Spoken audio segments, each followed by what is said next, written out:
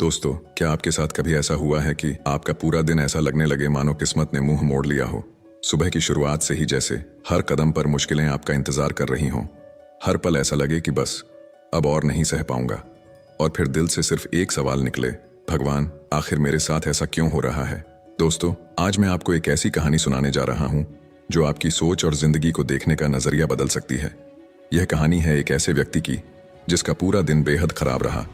परेशानियों से घिरा उसने रात को भगवान से रो रो कर फरियाद की, लेकिन जो हुआ उसके बाद वह वाकई दिल को छू लेने वाला था। चलिए जानते हैं आगे क्या हुआ। एक व्यक्ति का दिन इतना खराब गया कि जब वह थका हारा रात को घर लौटा तो दिल में गुस्सा और आंखों में आंसू लिए भगवान से शिकायत करने बैठ गया। उसने तंज भरे लहजे में कहा, भगवान क्या आप मुझसे नाराज हैं? अगर आप गुस्सा ना हो तो एक सवाल पूछूं?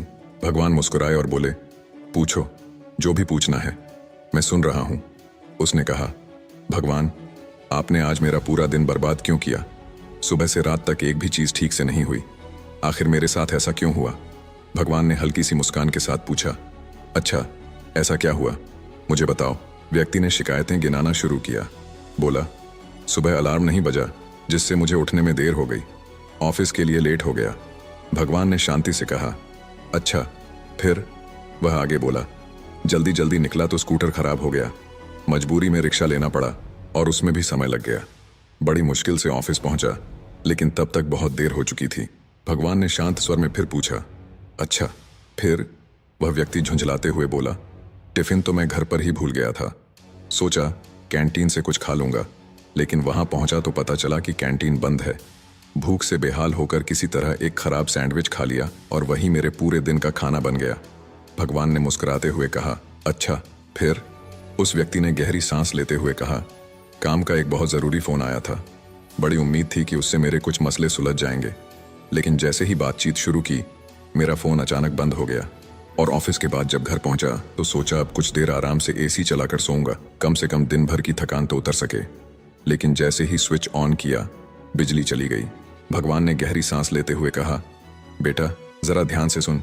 सुबह तेरा अलार्म मैंने इसलिए नहीं बजने दिया क्योंकि अगर तू समय पर निकलता तो एक भयंकर एक्सीडेंट में फंस जाता। तेरी जिंदगी खतरे में पड़ सकती थी। तेरा स्कूटर मैंने इसलिए खराब कर दिया क्योंकि रास्ते में एक और बड़ा खतरा तेरा इंतजार कर रहा था। मैं तुझे हर मुश्किल से बचा रहा था, लेकिन तुझे यह दिख नहीं रहा था। व्यक्ति यह सुनकर थोड़ी देर के लिए चुप हो गया। उसने हल्की आह भरी और बोला, लेकिन भगवान भूखा क्यों रखा? टिफिन क्यों भूल गया? और कैंटीन क्यों बंद थी? भगवान ने मुस्कुराते हुए कहा, सुन बेटा, यह भी मेरी ही योजना थी। वह खराब खाना जो तू खाने वाला था तेरे शरीर के लिए जहर बन सकता था। मैंने तुझे भूखा रखा लेकिन तुझे नुकसान से बचाया।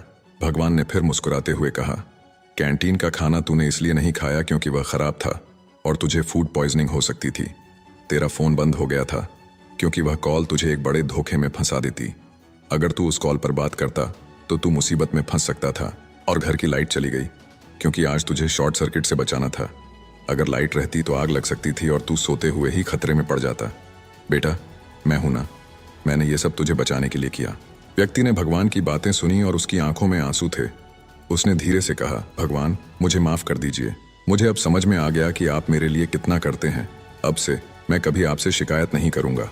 भगवान ने शांतिपूर्वक मुस्कुराते हुए कहा, माफी मांगने की जरूरत नहीं बेटा, लेकिन एक बात हमेशा याद रखना, जो कुछ भी मैं करता हूं वह सिर्फ तेरे भले के लिए ही करता हूं। मुझ पर विश्वास रख। अपने जीवन का बोझ मेरे कंधों पर छोड़ दे। मैं हूं ना, हमेशा तेरे साथ। दोस्तों, हमें अक्सर लगता है कि हमारी जिंदगी में जो कुछ भी हो रहा है वह हमारे खिलाफ है। जब चीजें हमारी उम्मीदों के हिसाब से नहीं चलती तो हमें लगता है जैसे भगवान ने हमें छोड़ दिया हो, लेकिन सच्चाई यह है कि वह हमेशा हमारे साथ होते हैं। हमें सिर्फ उनका भरोसा रखना होता है। दोस्तों, अगर इस कहानी ने आपका दिल छुआ हो तो कृपया वीडियो को लाइक करें, अपने विचार कमेंट में ज़रूर शेयर करें और हमारे चैनल ट्रू प्रसंग को सब्सक्राइब करना ना भूलें। याद रखें, भगवान पर विश्वास और जीवन में धैर्य रखना ही सच्चे सुख का रास्ता है। आपका धन्यवाद और अगले वीडियो में फिर मिलेंगे। जय श्री कृष्ण। राधे राधे।